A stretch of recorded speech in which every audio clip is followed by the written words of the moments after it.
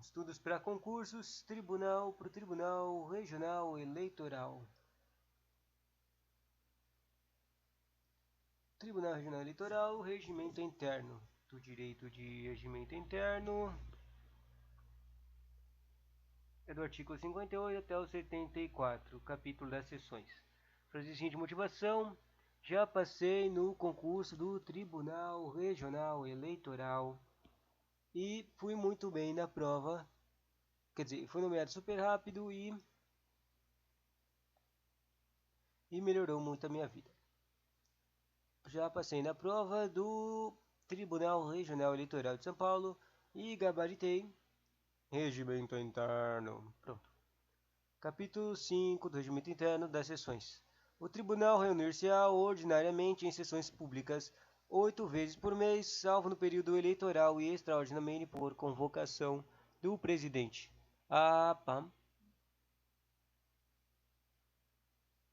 partir da data limite para o pedido do registro de candidatura até 90 dias depois das eleições, o número máximo de sessões para o estabelecido em norma editada pelo Tribunal Superior Eleitoral. As sessões extraordinárias serão convocadas com designação prévia de dia e hora e de sua realização.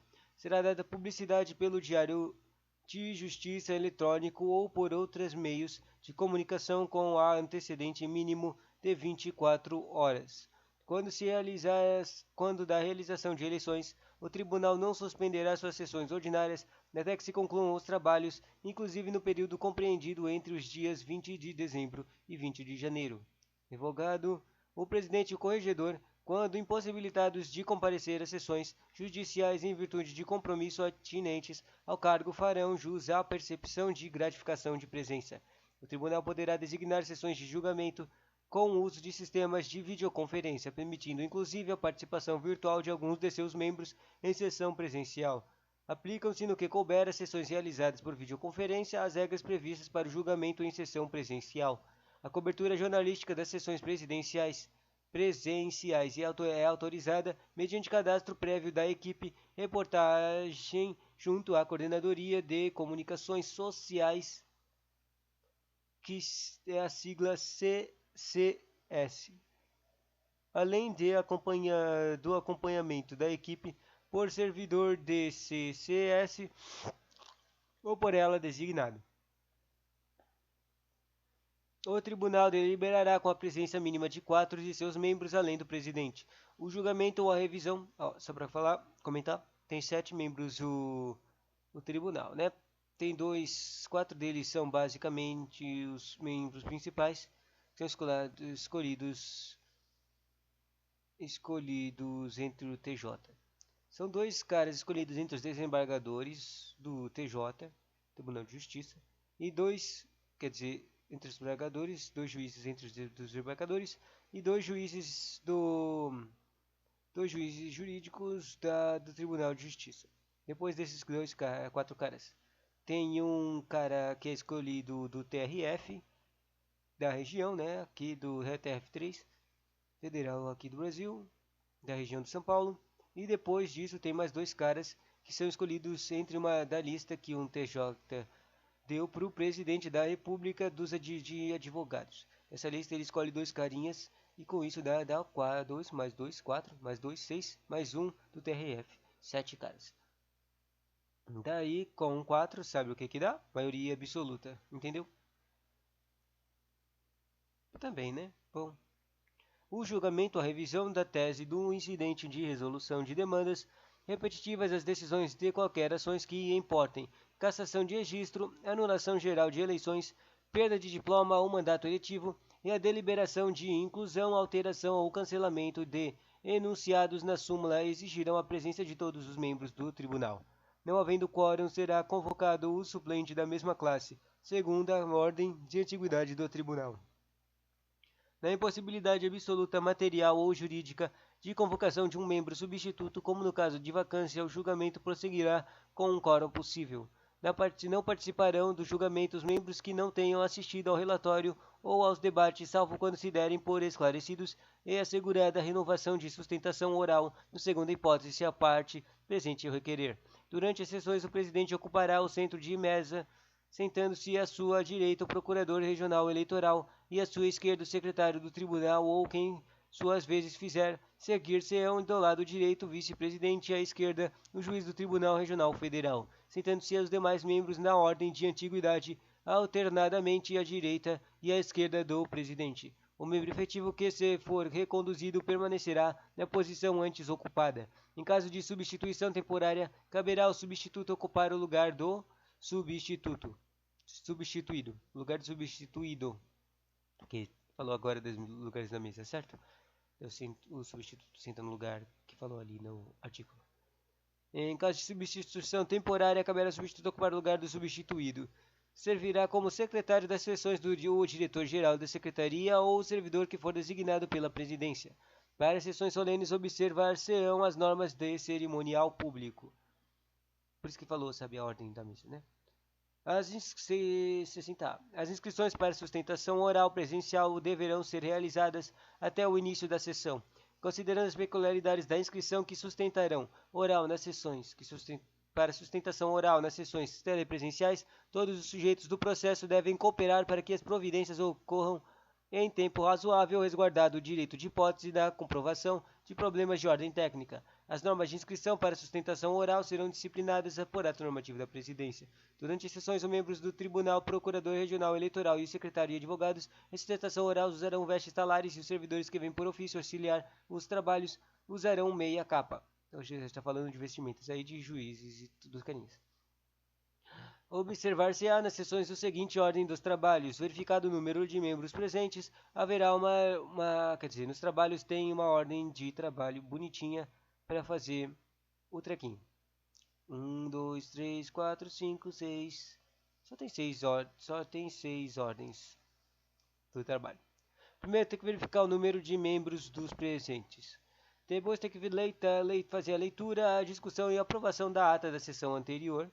Depois tem que fazer uma discussão e votação das feitos judiciais e proclamação de seu resultado pelo presidente. Depois tem que fazer uma publicação e um acordão. Depois tem que fazer publicação de resoluções e acordões. Depois tem que fazer o quê? Leitura do expediente. Depois tem que fazer o julgamento do processo administrativo.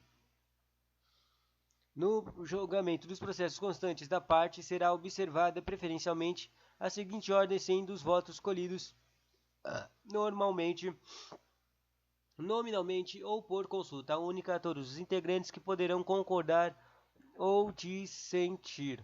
O requerimento poderão concordar ou dissentir os requerimentos de preferência nos quais não houver sustentação oral observada a ordem de apresentação. Poderão concordar ou dissentir os julgamentos em divergência entre os julgadores. Poderão concordar ou dissentir os requerimentos de preferência nos quais houver sustentação oral observada a ordem de apresentação. Também poderão concordar ou dissentir aqueles cujo julgamento tenha iniciado na inserção anterior. Também poderão concordar ou dissentir os pedidos de destaque dos membros ou da Procuradoria Regional Eleitoral. Também poderão concordar ou dissentir os demais casos. Na ordem de sustentação orais serão observadas as preferências legais mediante comprovação de confidíção afirmada pelo interessado. Por conveniência do serviço e a juízo do tribunal, poderá ser modificada a ordem estabelecida, sem prejuízo das preferências legais, não obstante ordem de pauta, o relator ou as partes poderão requerer preferência para julgamento dos feitos que se acharem em pauta. Só para comentar, o relator é o cara que recebe, é o juiz dos 7 juízes que recebeu o processo. Ou seja, ele é o cara que é o trabalho dele receber um processo aleatório da organização eletrônica, e depois que ele recebeu o processo, ele vai lá e convoca uma reunião lá de processo e essas coisas. Sacou? E esse cara se chama relator. Os membros e o procurador regional eleitoral poderão submeter ao conhecimento do tribunal qualquer outra matéria, sendo que somente aquele pertinente à própria ordem de trabalhos ou de excepcional relevância poderão ser suscitadas antes da vencida a pauta. Poderão as partes até o início da sessão de julgamento apresentar memórias a serem entregues diretamente aos gabinetes dos membros da Corte. As sessões serão gravadas, podendo inclusive ser transmitidas ao vivo, salvo determinada em contrário pelo tribunal.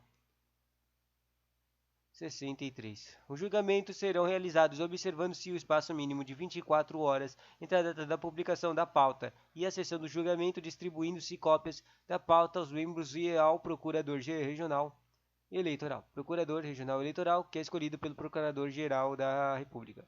Colocando-se e... A mesma coisa o controlador... O controladoria também... Controlador geral? Sei lá. Esquece o que eu estava falando, tá?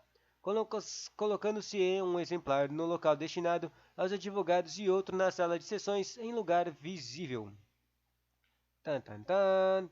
Independerão de publicação de pautas dos julgamentos de habeas corpus, recurso em habeas corpus, tutela provisória, liminar em mandato de segurança e a arguição do que? De impedimento, suspensão. Tudo isso aí independe de publicação. Também depende de publicação. O conflito de competência também depende. Os embargos de declaração, quando julgados na sessão subsequente, a respectiva oposição ou, se for o caso, a apresentação de manifestação do embargador. Também independe fazer essa pauta aí, as exceções. Certas exceções, que não estão faladas aqui, só está escrito exceções mesmo. E também independe dos feitos, quando for feitos administrativos, com exceção do pedido de registro do partido político. Feitos administrativos não precisam de pauta. Também não precisa falar essa pauta aí, quando pedidos do registro de candidatura e de direito de resposta, representações por propaganda irregular e prestação de contas de campanha eleitoral durante o período eleitoral e desde que atinentes ao respectivo pleito. Também não precisa da pauta, quando o processo estiverem fazendo um processo de decorrentes de devolução tempestiva de pedido de vista. Eu não sei como pedir de vista. Também não precisa fazer a pauta quando forem um processo de feitos não apreciados cujo julgamento tiver sido expressamente adiado para a primeira sessão seguinte. Uma coisa que foi adiada para a próxima sessão, tá? Também não precisa ter o teco na pauta com outras hipóteses que estão previstas em lei ou nas próprias resoluções que estão, ou seja, que estão previstas nas resoluções do Tribunal Superior Eleitoral, que é o chefinho aqui do Tribunal Regional Eleitoral. 64. Anunciado o processo, lido o relatório, vai ser anunciado o processo. Lido o relatório e ouvido também o relatório. O relatório quem faz é o relator, sacou? Quando for o caso, o procurador regional eleitoral será posta a matéria sucessivamente em discussão e julgamento, votando em primeiro lugar quem? O relator. Depois do relator, quem vota? O revisor. O revisor é o cara que revisa as coisas, o relatório, sacou? Revisor, relator são um cara, tipo uma subordinação entre eles, caras. Não tem uma subordinação, na verdade, é só que a ordem das coisas é: o relator faz um relatório, o revisor revisa o relatório, e daí ele fala algumas coisas tipo, ó, pode colocar isso aqui, ou isso aqui é contrário, esse tipo de coisa, né? Se for o caso e os demais membros da ordem inversa da estabelecida na art. 60 do caput desse próprio regimento que estava falando aqui agora das sessões, deixa eu voltar. Se for o caso e os demais membros da ordem inversa da estabelecida no artigo 60 do caput, ordem inversa da ordem estabelecida. Será que tá falando, tipo, os caras que... o 60 tá falando da ordem dos caras sentando na mesa? Só para agora eu tô confuso, eu quero saber o que tá escrito lá no caput do 60. 60, 60, 60, 60, 63, 62, 61, 60. As inscrições para sustentação oral presencial deverão ser realizadas até o início da sessão, né? No início da sessão. E 60 fala, durante as sessões, o presidente ocupará o centro da mesa. Era o teco de mesa mesmo. Vamos voltar para 64. Vamos lá. Anunciado o processo, daí lê o relatório, daí o carinha, o revisor. Droga, que difícil. Coçar o nariz, que eu quero usar a mão esquerda, mas ela tá doendo, não consigo mexer o meu braço direito. Durante a discussão, os membros usarão da palavra para esclarecimentos ou justificação de seu voto no máximo por 2 vezes. Não sei o que isso quer dizer. E não sei por que está escrito usarão da palavra. Será que os caras têm na mão antigamente? Se o relator assim o desejar e não houver dúvida por parte dos demais membros, a leitura do relatório na sessão do julgamento poderá ser dispensada. A gente não precisa do relatório não, a gente já está tudo concordando aqui. Pode dispensar. A gente quer voltar para casa, né? Sei lá o que eles querem. 65. O prazo para sustentação oral dos advogados das partes e dos representantes do Ministério Público será de... Daí aqui no 65 tem alguns prazos de 15, 10 e 20 dias. Depois tem um parágrafos que fala mais de 15 e 1 hora de períodos. Não, que é 15 minutos e 1 hora. Ou seja, existem 15, 10 e 20. 15, 10 e 20 dias de período para algumas coisas e 15 minutos e 1 hora para outra coisas. Vamos ver o que é. Prazos, prazos, prazos. Olha aí, ó, olha que eu acabei de perceber. Não são dias, são minutos. Os prazos de minutos que está falando aqui no 65. O prazo para a sustentação oral dos advogados, ou seja, o quanto tempo os caras têm para falar. Que eu não entendi, tipo, mesmo eu tendo lido, Teco, né? O prazo para a sustentação oral dos advogados das partes do representante do Ministério Público será de 15 minutos, 10 minutos e 20 minutos. Esses caras têm tempo para falar. Vamos ver o que eles vão falar. 15 minutos nos feitos originários, salvo exposição legal em contrário. Se tiver uma exposição legal com mais tempo, ou sei lá o que, eles ganham um tempo diferente, né? 15 minutos para as fatos regionais. Quem é que vai falar? Ou a sustentação oral dos advogados. Segundo ponto, 10 minutos. Para quem? Para a sustentação oral dos advogados. 10 minutos para fazer o quê? Nos recursos eleitorais e nos recursos criminais que versem sobre crime a que a lei comine pena de detenção. Se tiver um treco que eles estão fazendo uma reunião aí para um crime de eleitoral que vai ter pena de demissão, que tá as penas, coisas, crimes eleitorais estão lá no Código Eleitoral, tá? Daí os advogados vão poder falar por 10 minutos. Ou seja, e assim dá para perceber que essa é a hierarquia da coisa. 15 minutos por feitos ordinários. 10 minutos, 10 minutos para detenção. 20 minutos para reclusão, que dobra o tempo de detenção para reclusão. 20 minutos para os recursos contra expedição de diploma, ou seja, não querem que o cara vire governador ou prefeito ou sei lá o que, e nos recursos criminais que versem sobre crimes que a lei comine pena de reclusão também. Parágrafo 1 revogado. Parágrafo 2. Nas ações penais de competência originária, acusação e também defesa, acusação e defesa terão sucessivamente e nessa ordem as seguintes prazos. Nas ações penais, eles têm prazos de 15 minutos e 1 hora. Vamos ver sobre o que são esses 15 minutos e 1 hora. 15 minutos são os prazos nos casos de deliberação acerca de um recebimento. Do que? Da rejeição da denúncia ou da queixa. Ou também da improcedência da acusação se a decisão não depender de outras provas. Não entendi essa última parte. Ou da improcedência da acusação. Não podia acusar. Se a decisão não depender de outras provas. A decisão que vão fazer não depende de outras provas, só estava fazendo, precisava da improcedência de acusação. Não era para fazer uma acusação, daí a gente rejeita ou a denúncia ou da queixa acerca do recebimento da rejeição. E a gente pode falar por 15 minutos sobre os motivos de rejeição, né? Não entendi, mas está falando nessas coisas que são ações penais e coisinhas de rejeição, né? E 1 hora, vamos ver quanto é, para que é essa tempo que é tipo 3 vezes maior que todos os outros tempos juntos. 1 hora, para que serve isso? Ela é assegurada para a assistência da acusação o tempo de 15 minutos quando do julgamento. Assistência da acusação, o tempo de 15 minutos. Tipo, os caras usam 15 minutos para falar que não precisava, aí o cara pode acusar por 1 hora. Que quantidade de tempo gigante, né? 4 vezes mais do que os outros caras. Agora, para que serve isso? A verdade é que eu não sei.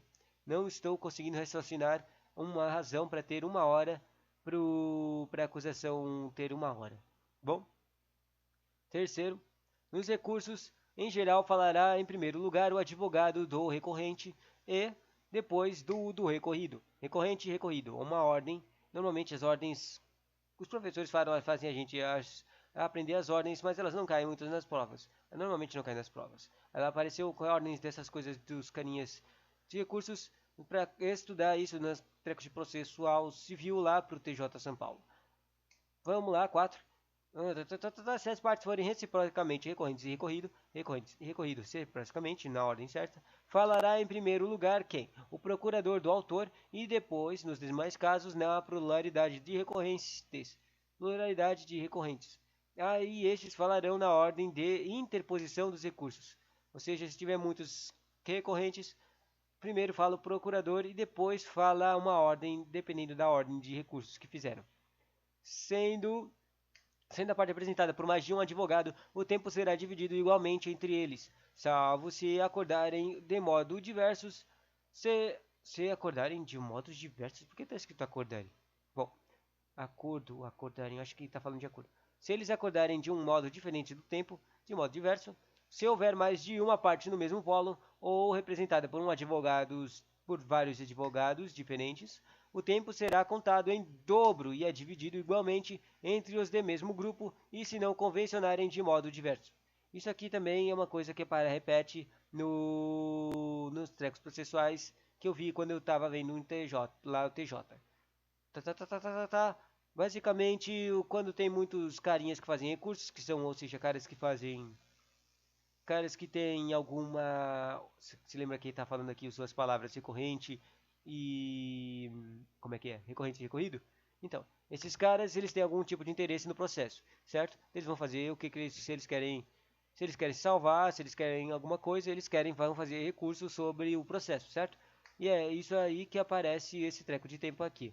O tempos, se tiver mais de um advogado, tipo, os caras nem sabiam que tinha outros interessados, eles vão lá e fazem recursos e daí é contado em dobro o tempo. Mas se os caras, tipo, todos os caras têm um só advogado, o que acontece é aquela situação que falou primeiro. O tempo é dividido igualmente entre os caras para falar. Mas eles podem fazer uma concordância para fazer que só uma pessoa fale, entendeu? Quando tem muitos entes desses caras. Sacou? É que deu para fazer uma explicação? Bom, se o recurso for do Ministério Público, ele falará, em primeiro lugar, o Procurador Regional Eleitoral. Durante a votação, poderá o Procurador Regional Eleitoral ou o advogado constituído no processo em julgamento pela ordem pedir a palavra. O cara, quem? O Procurador-Geral ou o advogado. Desses dois caras, o procurador e o advogado, podem pedir para falar. O que eles vão fazer quando eles falarem? Eles vão falar para podem pedir palavra para falar uma coisa específica chamada esclarecer qualquer equívoco ou esclarecer alguma dúvida que foi surgida em relação a fatos que influam no julgamento que será concedida mediante afirmação do relator. Se lembra que o relator é o cara principal do processo, porque ele é o cara que vai receber eletronicamente o treco aleatório do processo que veio para o Tribunal Regional Eleitoral. Daí ele recebeu, esse cara é o líder do treco, chama relator. Ele faz um relatório para fazer o julgamento depois, lá no final. E tem o carinha, o recursor, não, o revisor também. Bom, daí tá fazendo o treco, o processo aí com advogado e procuradores, vão falar as provas pro relator, daí o relator vai escrever as coisas para ele fazer a decisão no final. Bom, daí o que acontece? Que é o eleitor, o procurador e o advogado, o cara do ataque e o cara da defesa, eles têm o direito de pedir a palavra. Pedir a palavra para esclarecer qualquer tipo de equívoco, ou seja, coisas enganosas que podem estar sendo escritas lá no relatório, que podem levar o relator a uma decisão equivocada. Ou então eles podem falar sobre provas e podem influenciar o julgamento final do relator, sacou?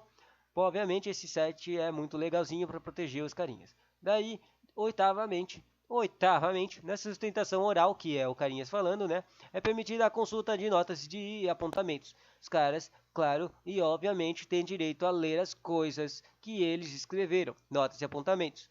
Sendo vedado o quê? Mas isso não é totalmente permitido fazer as coisas. O que você pode fazer é ler as notas e os seus apontamentos que você vai trazer, certo? Mas você não pode ler as memoriais. Eu não sei o que quer dizer memoriais. Eu não sei o que são memoriais. É uma coisa que o próprio relator está escrevendo. Eu não sei o que é memoriais, então essa coisa aqui me confunde.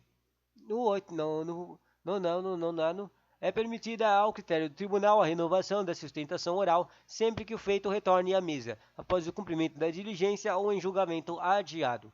Um julgamento adiado quando intervier um novo membro. Ou seja, é permitido quem? o tribunal. O tribunal é todo mundo mesmo, ou seja, se todo mundo quiser, ele pode fazer uma coisa, sabe o quê? Uma renovação da sustentação oral. Eles podem falar, olha, a gente tá querendo aqui que você fale de novo, pode falar aí de novo. E sempre que feito a sustentação oral, falar de novo, vai o quê? Vai retornar, feito retorne à mesa após o cumprimento da diligência. Tipo, sei lá, vai falar, fazer o trequinho bonitinho de novo, tipo, aqui, todo mundo volta na mesa, tá. Ou em julgamento adiado, quando intervir um novo membro. Intervir é um novo membro. Não entendi isso aqui. Depois fala, não haverá sustentação rural. Mas isso não faz sentido, porque toda hora aqui, tá falando aqui que aparece um monte de sustentação rural. Só que isso aqui nós tem um contexto, se você ler o resto dos incisos. Daí tem 1, 2, 3, 4, 5, 6, 7, 8, 9. 9 incisos que falam casos. Casos que não têm sustentação oral. Ou seja, os caras não falam nesses 9 casos. Quando é que não falam? Quando tem consultas, não haverá sustentação oral. Quando tem embargos declaratórios, não haverá sustentação oral. Quando tem conflitos de competência, não haverá sustentação oral. Quando tem arguições na incompetência ou da suspensão, não haverá sustentação oral. Quando tem nos agravos internos, salvo quando interpostos contra decisões do relator que extinga mandato de segurança ou reclamação ou que indefira pedido liminar e mandato de segurança. Ou seja, tem uma exceção, mas nos agravos internos não há sustentação oral. Nos agravos de instrumento, quando cabíveis, salvo se versarem através de tutela provisória de urgência ou de evidência. Tá vendo aqui que tem um salvo, ou seja, tem uma exceção, mas nos agravos de instrumento basicamente não tem sustentação oral. Nas representações e reclamações que versarem sobre matéria administrativa, bem como nos recursos administrativos. Coisas administrativas, representações administrativas ou recursos administrativos, não há sustentação oral também. E no julgamento de urnas impugnadas ou anuladas, se eles vão verificar as coisas da urna, basicamente está tudo escrito lá direitinho, não precisa de sustentação oral. A prova, o treco já é prova, né? E a última coisa da sustentação oral.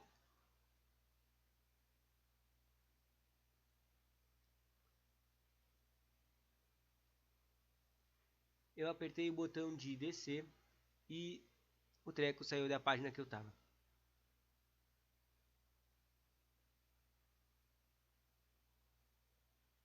Opa! Será que eu tava acabando? Porque...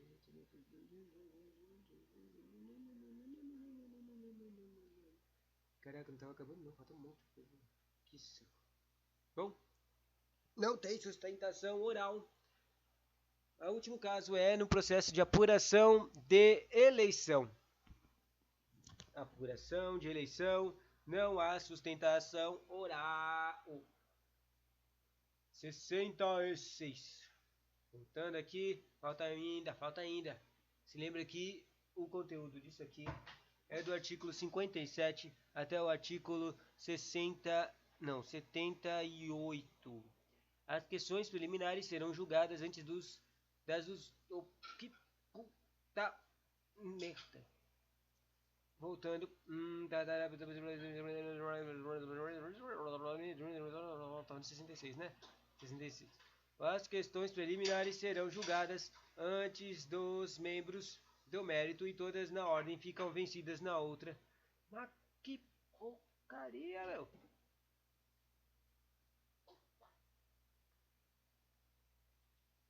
Eu fico clicando na droga da seta, mas o treco fica indo pra um monte de canto diferente das páginas. Fica saindo das páginas que eu tô usando, tô lendo, fucker. 66, 66, 66, 66.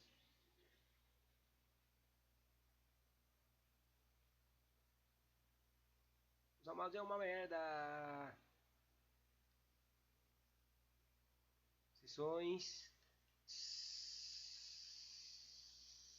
Ficando aqui, eu já li mais 7 páginas.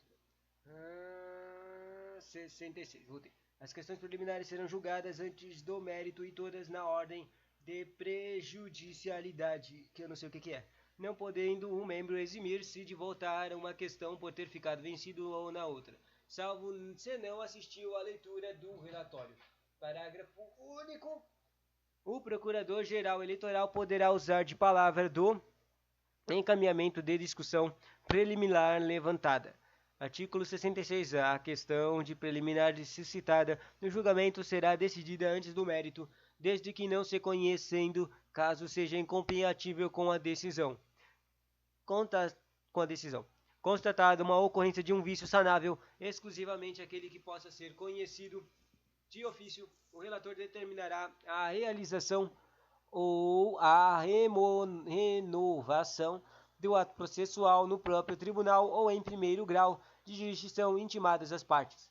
Cumpridas as diligências que o tratam ao parágrafo 1, essa diligências constatadas, o relator determina a realização e renovação do ato processual no próprio tribunal ou em primeiro grau de jurisdição intimadas as partes. Não entendi. Cumprido as diligências de que trata primeiro o relator, será o que ele vai fazer? Ele disse assim: sempre que possível, prosseguirá o julgamento do recurso. Basicamente eu não entendi o que eu acabei de ler, tá?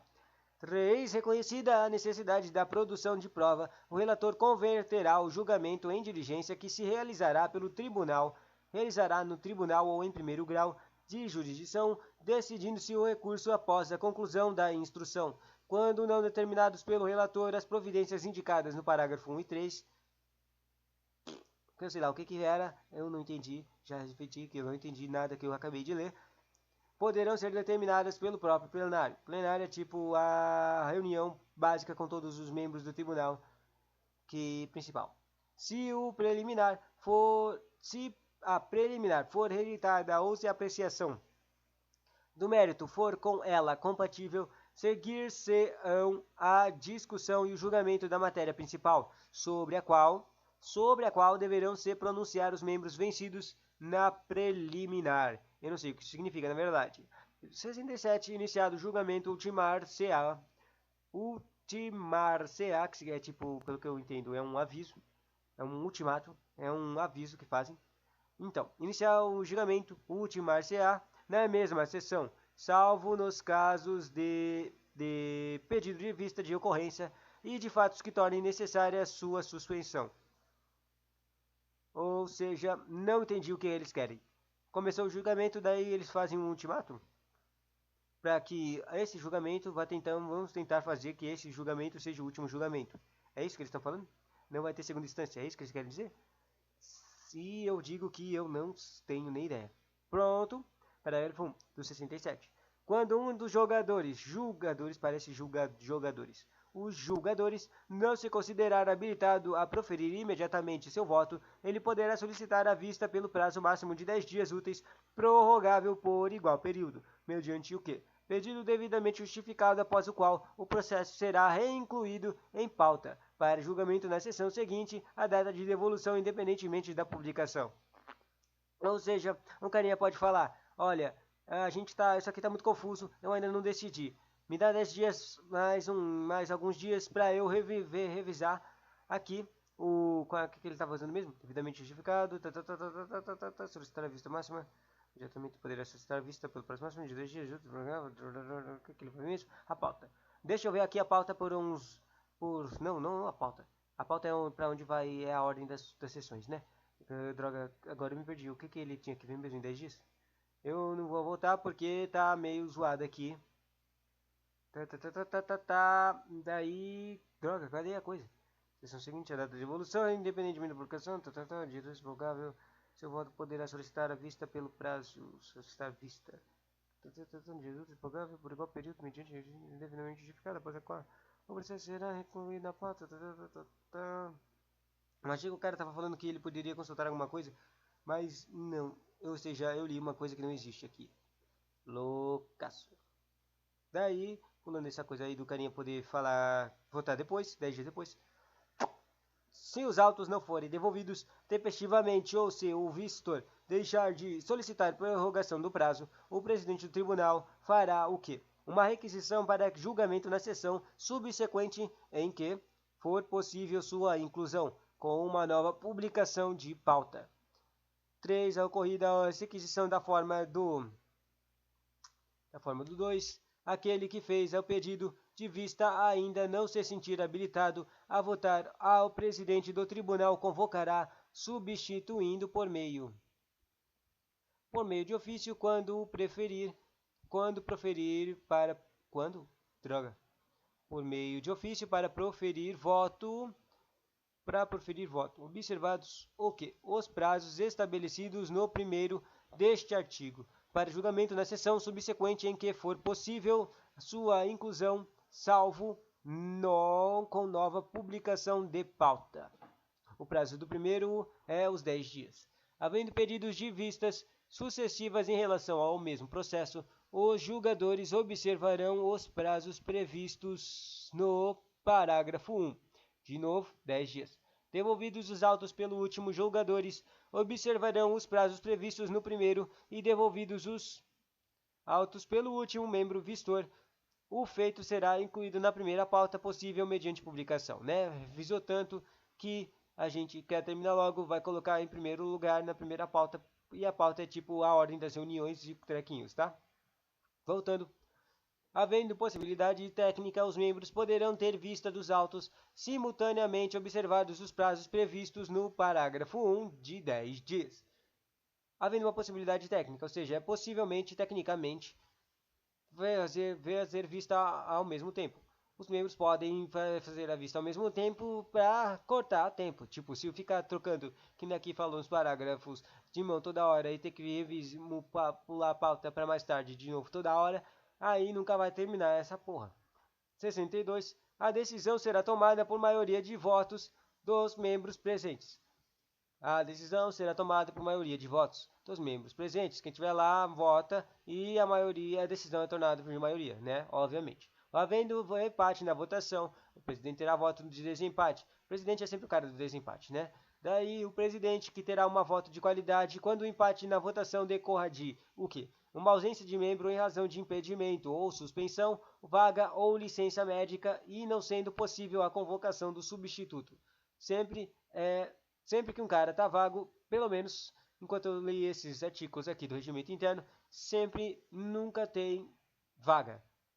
Basicamente sempre tem um substituto. E se não tem substituto, tem substituto do substituto. Tem substituto para tudo aqui, meu. Então, obviamente, quando não tem maioria absoluta de votos, é meio improvável, porque teria que ter. Tem 7 membros, né? É impossível ter um empate, certo? Mas daí, claro que tem o caso que não tem todos os membros. É isso que está falando aqui. Quando não tem todos os membros, vem o substituto. O substituto é o cara para não ter sobrança de membros. Daí o cara falou, e quando é que tem o substituto? É claro que é quando tem as vacâncias, né? Que falou aqui, tipo impedimento e suspeição. Daí, não sendo possível a conversão do substituto, o que acontece? E desde que urgente a matéria, para precisam fazer decisão, né? Excepcionado o julgamento de habeas corpus, que é uma decisão importante que o próprio presidente faz algumas vezes, onde proclamar-se-á, na hipótese de empate, a decisão mais favorável ao paciente. Interessante essa coisa de decisão mais favorável, né? Parágrafo 3. Antes da proclamação do resultado pelo presidente, qualquer membro pedindo o quê? A palavra pela ordem, o cara quer falar, poderá modificar seu voto. Ele pode mudar seu voto a qualquer momento. Qualquer membro pode modificar seu voto. Interessante. Se for antes da proclamação do resultado pelo próprio presidente, salvo aquele já proferido por um membro afastado ou substituído. Salvo aquele que já proferido, por membro afastado ou substituído. Um membro afastado não pode mudar seu voto e um membro substituído não pode mudar seu voto.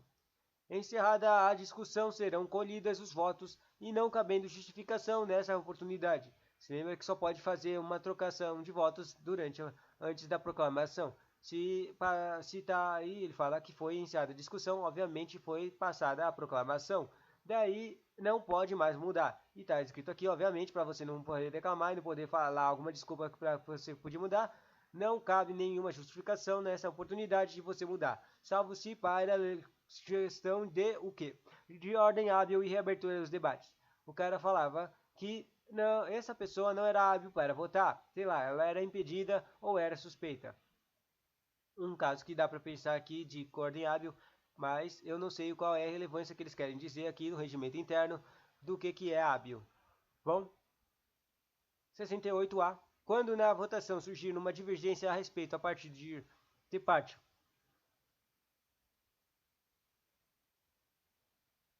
do objeto de decisão, este poderá ser decomposto em questão distinta para que cada uma seja votada separadamente. De novo eu digo, eu não entendi o que eu acabei de ler. Formando-se correntes divergentes sem que nenhuma alcance a maioria, prevalecerá o que? O voto intermediário. Correntes divergentes, decisões divergentes. Voto intermediário, não sei o que é isso. Em matéria criminal, formando-se em mãos sem mais de duas correntes sobre a pena aplicável, sem que nenhuma delas alcance a maioria de votos pela imposição de mais grave, serão reunidas aos proferidos para imediatamente inferior e assim por diante. Até constituir-se a maioria persistindo o empate, o presidente, se não tiver votado, proferirá seu voto. Em caso de contrário, prevalecerá a decisão mais favorável ao réu. Tan, tan, tan. Bom, assim, com essa frase aqui, deu para meio que entender o que é uma corrente aí. Ou seja, são decisões que os carinhas se separaram das decisões do que vai acontecer, né? Realizando o julgamento, o presidente vai proclamar o resultado da decisão que será consignada na certidão do julgamento referente ao processo. Parágrafo único. O presidente poderá apregoar. Esqueci de novo o que é apregoar. O processo de imediato proclamar. O presidente pode pregoar e daí ele proclama. Proclama o quê? Um resultado do julgamento. Pode pregoar e proclamar imediatamente o resultado do julgamento nos casos em que não houver voto divergente. Ou seja, sei lá, maioria absoluta. Então, tampouco ele pedido de sustentação oral, ou seja, os caras não pediram para falar, teve maioria absoluta e também ou teve um pedido de vista de membro da corte. Pedido de vista do membro da corte, eu não entendo o que significa isso. Bom, 70 ao relator. O que o relator faz? Ao relator caberá redigir o acordão no prazo de 5 dias. O que é o acordão? É tipo uma decisão que todo mundo concordou, certo? Isso é basicamente o acordão. As pessoas concordam, sempre dar esse resultado numa coisa assim.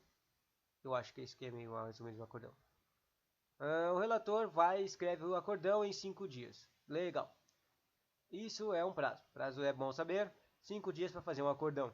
Caso o relator sorteado fique vencido integralmente na questão principal. O que eu quero dizer é que eu não tenho a menor ideia do que eles querem dizer com essa frase. Vencido integralmente na questão principal, o que isso quer dizer? Será designado o relator um membro que proferiu o primeiro voto vencedor. Proferiu o primeiro voto vencedor. Eu não sei o que significa ter um voto vencedor. Por que dá o estado de vencedor para um primeiro voto? Ou, no seu impedimento, outro, de igual entendimento, obedecida à ordem da votação. Legal, que eu não entendi nada que eu acabei de ler, tá? Eu só sei que tem que fazer um acordão em 5 dias. Se o relator ficar vencido, de novo eu não sei o que eles querem dizer com vencido, mas que droga que é essa coisa de vencido.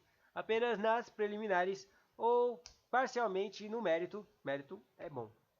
No mérito, e a divergência não afetar substancialmente ou a fundamentação e a conclusão do julgado, ficará dispensada a designação de outro membro para lavrar o respectivo acordão. Ou seja, sabe, 5 dias para o relator, ele mesmo escreveu o acordão.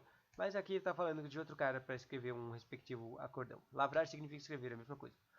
Bom, nos casos do julgamento de registro de candidatos, propaganda eleitoral, direito de resposta, pesquisa eleitoral e prestação de contas, tudo isso aí, no período eleitoral e desde que atinentes ao respectivo pleito, o acordão será publicado na mesma sessão de julgamento, passando a correr no prazo, daí o prazo recursal.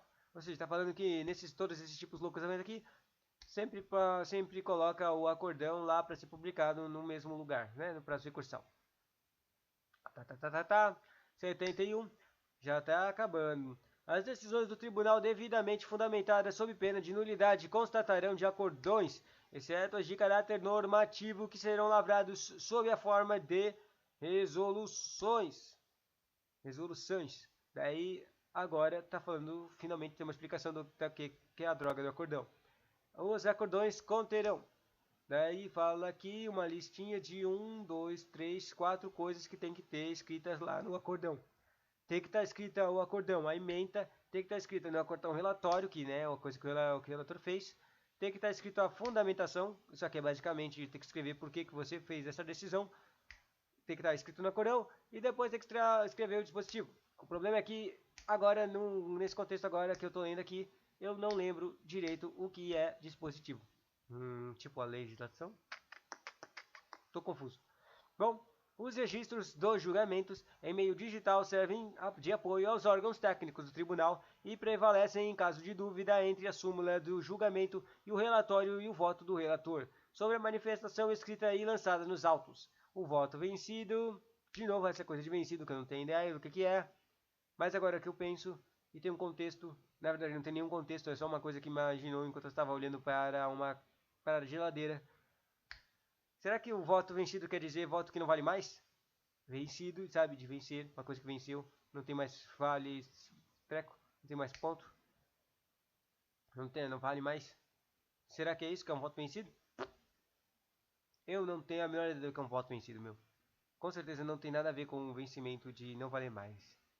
Bom, o voto vencido será necessariamente declarado independentemente de quem o tenha proferido e considerado parte integralmente do acordão para todos os fins legais, inclusive pré-questionamento. De pré-questionamento, e novamente eu não tenho a menor ideia do que eles querem dizer com pré-questionamento. Não tem nenhum contexto, droga.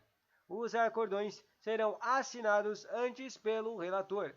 Quem é que assina os coisas é o relator. Basicamente, o relator tem que assinar tudo, basicamente, né? Daí os acordões serão assinados por quem? Apenas pelo relator. Tan, tan, tan. As relações serão resoluções. Soluções é uma coisa que sai aí dos acordões, eu acho.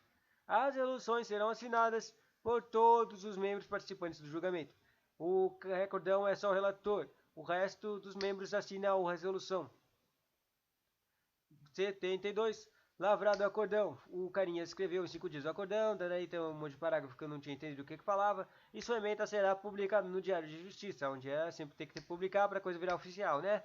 Diário de Justiça eletrônico no prazo de 10 dias para publicar, salvo disposição em contrário. Se tiver alguma coisa, publicação estranha de posição em contrário sobre prazo de publicação, mas normalmente é 10 dias.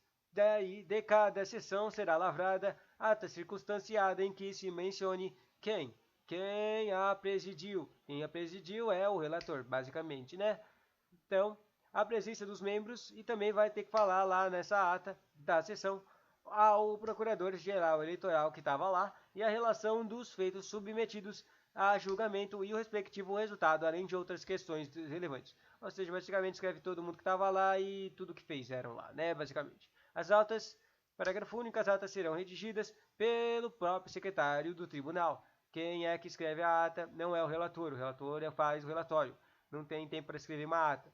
Quem é que faz a ata é o secretário. O secretário é sempre o cara que faz a ata, ele escreve as coisinhas bonitinhas de tudo que aconteceu, certo? Daí as atas serão redigidas pelo secretário do tribunal ou por quem suas vezes fizer. Não precisa ser só o secretário, parece que tem um dispositivo aqui, esse aqui, parágrafo único, que fala que pode outro cara escrever a ata. Mas se esse outro cara escrever a ata, ele vai ter que assinar. E o secretário que fizer a ata também tem que assinar, juntamente com o presidente. O cara que fez, se tiver outro cara que não for o secretário que vai fazer a ata, ele tem que assinar e o presidente tem que assinar, devendo ser publicado no Diário de Justiça eletrônico, falando eu que fiz a ata e ela é pública e esses são o que deu lá naquela reunião. E assim termina finalmente o treco das sessões. O próximo conteúdo é sobre os processos no tribunal, título 3, capítulo 1 das declarações de inconstitucionalidade. Bom, eu vou tentar ler tudo direto do título 3, mas vai ser um saco que com certeza vai demorar, sei lá, tipo 90 minutos, 1h30. Muito tempo. Tchauzinho.